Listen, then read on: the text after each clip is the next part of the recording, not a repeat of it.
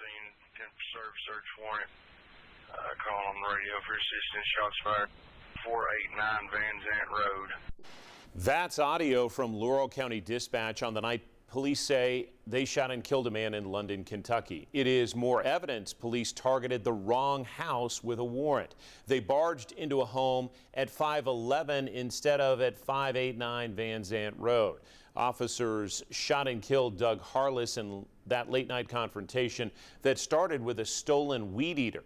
10 News anchor Sam Perez explains the very latest twist in this story, developing for months. That's right. This week, attorneys and local leaders in London, Kentucky are hoping for more answers as the special prosecutor handling the case might finally present the investigation to a grand jury. The Kentucky State Police conducted a months-long investigation and turned the findings over to the special prosecutor handling the case. It includes a report that attorney Howard Mann is still waiting for. It would give a copy of the warrant that to this day no one has seen. Mann and his co-counsel, Ashley Aberray, are representing the Harless family in a civil lawsuit. There's a lot of different ways that this could have been avoided, and all of those people who could have avoided this tragedy and could have prevented it need to be held responsible. The civil lawsuits filed name the City of London, the police department, and individual officers. Right now, Mann says the civil lawsuit is at a standstill as they wait for the special prosecutor to present the information to a grand jury to see if a crime was committed. The effect of that is that we still haven't seen the police report, the conclusions, the witness interviews, and most importantly, the warrant that authorized any kind of appearance at a house out on Van Zant Road.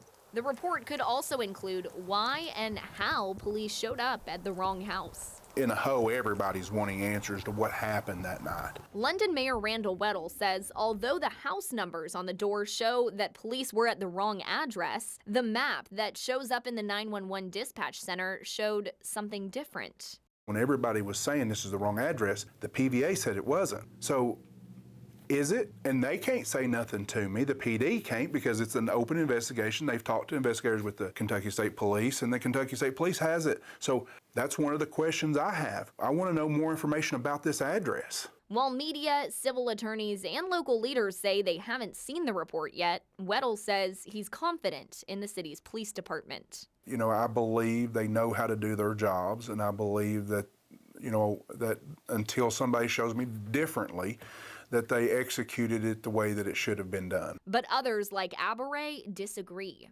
A tragedy happened. So at any point that you could find ways to prevent this horrible, tragic situation, you should be doing that. How do you conclude what we need to do different without the facts in the case? Weddle says he's hoping to reach that conclusion as soon as the report is released, which he hopes is by the end of the month. As soon as it's released, Mann says his office will proceed with the civil lawsuit, regardless of if a grand jury determines a crime was committed. No one is above the law. The law applies to everybody. You can't just show up at somebody's house and shoot them, whether you're a police officer or an ordinary person or whatever it may be. Trying to find justice for Doug Harless. In the past 14 months, a few changes have been made within the department. At the time of the fatal shooting, officers did not have body cameras. Mayor Weddle tells me while they were planning to already purchase cameras before this incident, it highlighted the immediate need. I did reach out to the London police for more information and to request an interview. My 3 emails and 1 phone call were never returned. I filed an open records request with the Kentucky State Police, but as of this report, I've not received any documents. I also reached out to the special prosecutor handling the case to ask about a timeline for when this case will be presented to the grand jury.